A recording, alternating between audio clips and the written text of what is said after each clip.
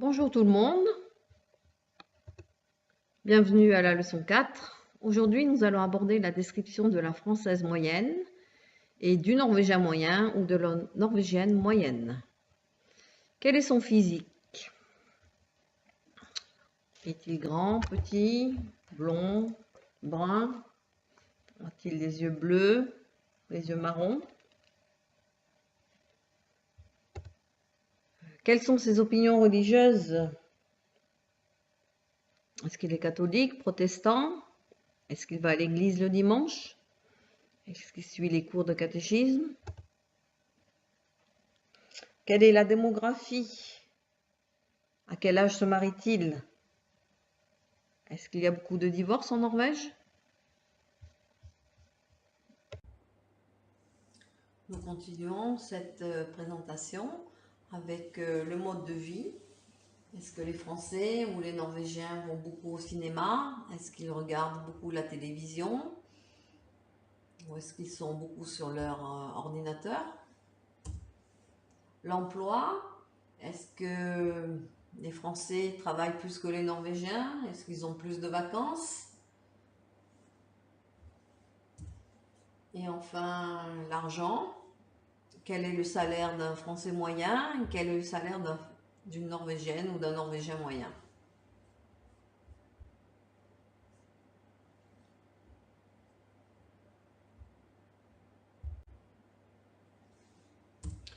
Nous allons aborder la langue.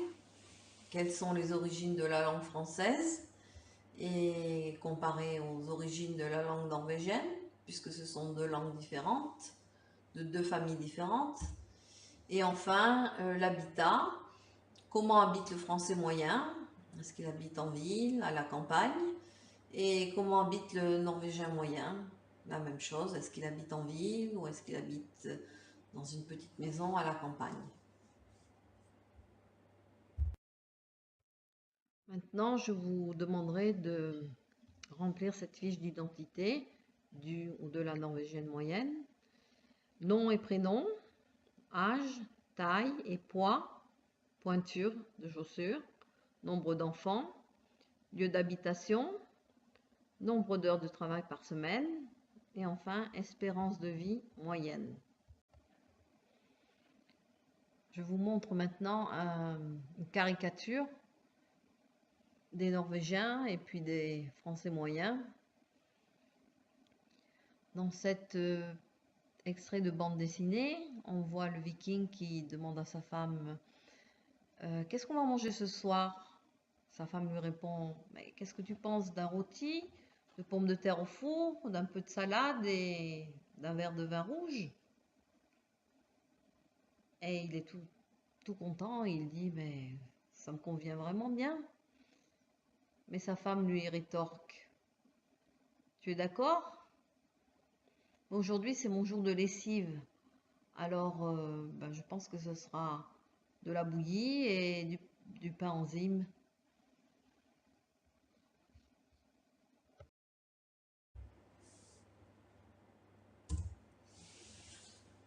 Là on peut voir deux dessins.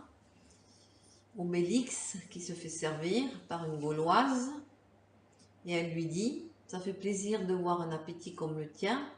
Toi, tu ne chipotes pas, Obélix Serke. » Sur l'autre dessin, on voit trois femmes gauloises qui sont peut-être de mauvaise humeur et qui ont décidé de faire la grève. La grève est un phénomène typiquement français. Je vous demanderai enfin de faire une comparaison entre le norvégien moyen et le français moyen. 1. Son physique. 2. La démographie.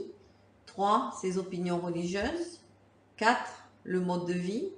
5. L'emploi. 6. L'argent. 7. La langue.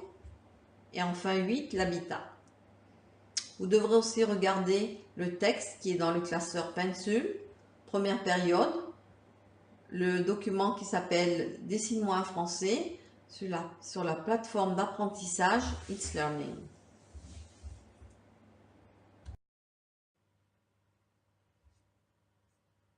À très bientôt. À la prochaine leçon.